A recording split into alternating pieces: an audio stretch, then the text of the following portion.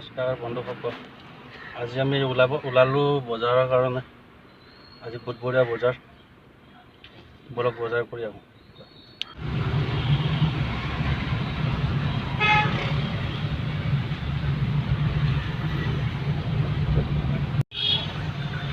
এই আমাৰ মহানগৰ বজাৰ, চাইডে চাইডে ফুটফাতে ভৰ্তি হৈ গৈছে।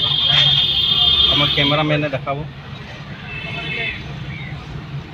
এনেকুৱা হ'লে গাড়ী মটৰবোৰ বিৰাট ভিৰ লাগে দেই ইয়াতে। আৰু গুৱাহাটী মহানগৰীত গাড়ী চলাটো বিৰাট অসম্ভৱ।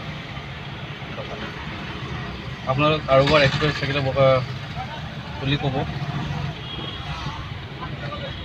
গুৱাহাটী মহানগৰৰ গাড়ী চলোৱা কিমান অসম্ভৱ কথা। ইমান ভিৰৰ মাজত তাতে বানপানীয়ে পূৰা একেবাৰে ৰাস্তাটো মহিকিয়াই লৈ গৈছে।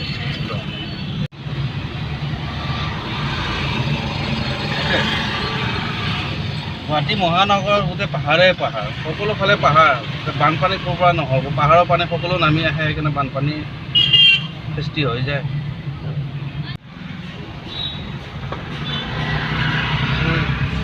সকলো ফালে গাদ্দা গাদ্দি, গাড়ী চলাই ভাল নালাগে গাদ্দা গাদ্দি।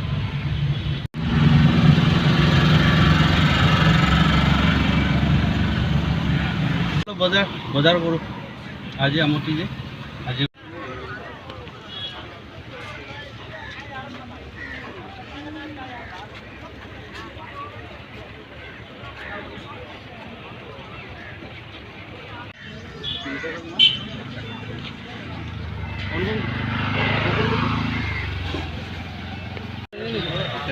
কেনেকৈ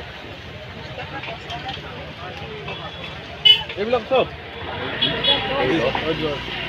মালুক নাই না পলু কেনে পলু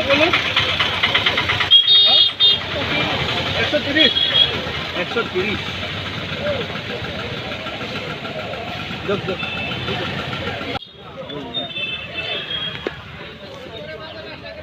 কলফুল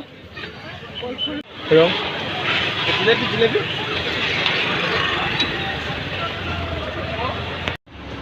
বজাৰৰ ভিডিঅ'টো আজিলৈ ইয়াতে সামৰিলোঁ। আপোনালোকে লাইক আৰু ছাবস্ক্ৰাইব কৰি দিব নিজৰ বুলি।